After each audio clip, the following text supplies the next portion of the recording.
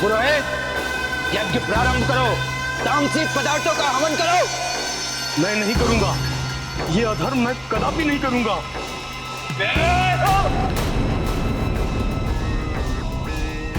पुरोहित, जिस भी क्रिया अथवा कार्य से शक्ति प्राप्त होती है वो अधर्म नहीं होता।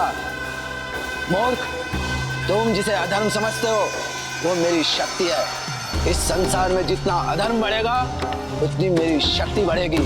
इसलिए यज्ञ प्रारंभ करो, ये मेरी अंतिम चेतावनी है। मेरा आदेश मान लो, अन्यथा इस हवन कुंड में स्वयं आहुति बनने के लिए तैयार हो जाओ। नहीं, मैं ये नहीं करूंगा।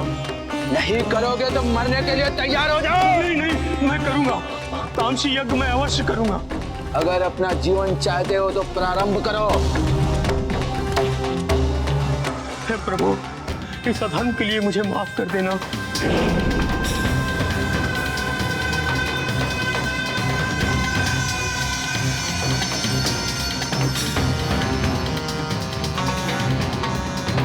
आज मेरे जीवन का लक्ष्य पूर्ण होने जा रहा है। अधर्म की जय और धर्म का क्षय।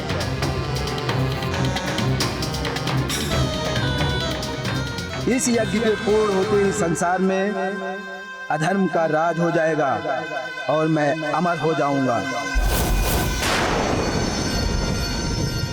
महाराज, अनर्थ हो रहा है। क्या हुआ?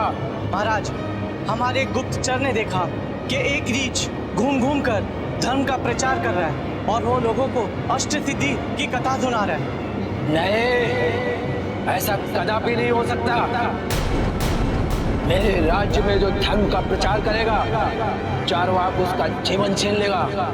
जाओ, जाकर उसको समझा दो, अगर उसे इस संसार में जीवित रहना है तो धर्म का प्रचार बंद कर दे और यहाँ से चला जाए, अन्यथा। जो आज्ञा महाराज।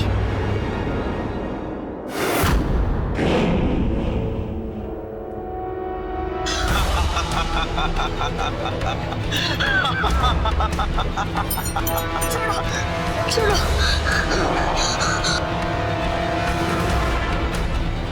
बचाओ, कोई तो मुझे बचाओ, कोई मेरी रक्षा करो।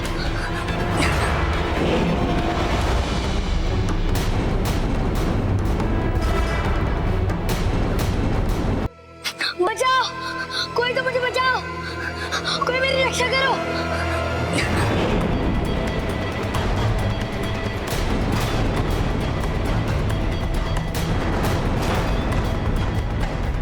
कोई तो मुझे बचाओ, मेरी रक्षा करो। बालक, तुम धरती पर नहीं आकाश में हो, इसलिए चिल्लाओ मत।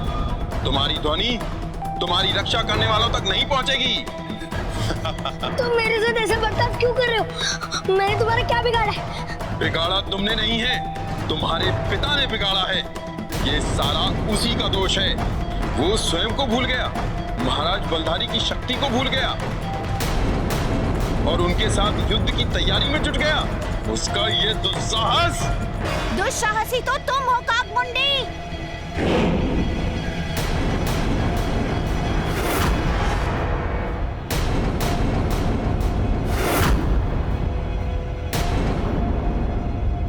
रुक जाओ, वरना तुम्हारे अंत में क्षण भी नहीं लगेगा। वानर बालक, मैं तुम्हारे बारे में सब जानता हूँ। मैं सब कुछ जानता हूँ कि तुम कितने शक्तिशाली हो, किंतु आज मुझ पर तुम्हारी शक्ति काम नहीं आने वाली। आज तुम क्या, संसार की कोई भी शक्ति नहीं रोक सकती मुझे। इन पिता और पुत्र को मुझसे बचा नहीं सकती है। काकमुंडी!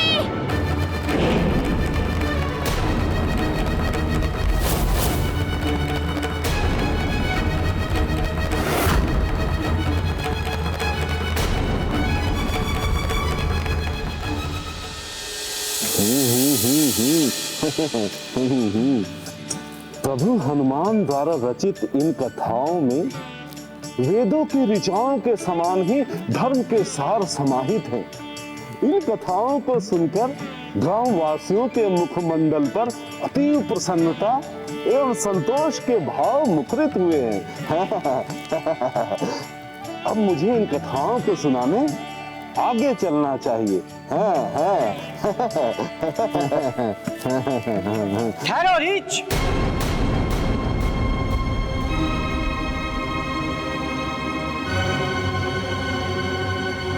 क्या हुआ भाई? यदि आपको इन कथाओं को सुनना है तो ग्रामवासियों के मध्य में बैठना होगा। ना मुझे तुम्हारी ये कथा सुननी है और ना ही ये कथा तुम्हें किसी को सुनानी है, समझे? अपना ये पोथी पत्र समेटो और यहाँ से चलते बनो। चलते बनूं यहाँ से? किंतु किस अपराध में भाई? धर्म का प्रचार करने के अपराध में। यहाँ धर्म का प्रचार बंद करो। किंतु धर्म का प्रचार तो पुण्य का कार्य है। इसके प्रचार से तो पाप का नाश होता है और तुम कह रहे हो कि ये अपराध है। ऐसा क्यों भाई? क्योंकि ये राज्य हमारे महाराज चरवाक का है और यहाँ पे पूजा धर्म की नहीं अधर्म की होती है। उल्टा ही। ऐसा क्यों भाई? क्योंकि इस संसार में जितना अधर्म बढ़ेगा हमारे महाराज की शक्ति उतनी ही बढ़ेगी। इसीलिए तुम धर्म के प्रति इन भोजपत्र को शीघ्र ही नष्ट करो और अपना जीवन बचाकर भाग जाओ। किंतु मैं ऐसा नहीं कर सकता। ये भोजपत्र तो मेरे लिए प्राणों से भी बढ़कर है, किसी मंदिर से भी अधिक पवित्र है। हाँ, एक बात कहूं भाई? हाँ कहो।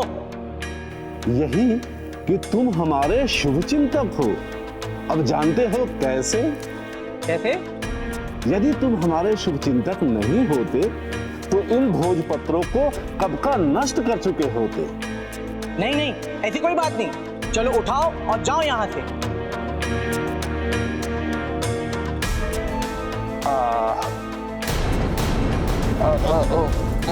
उठने में थोड़ा सहायता तो करो भाई।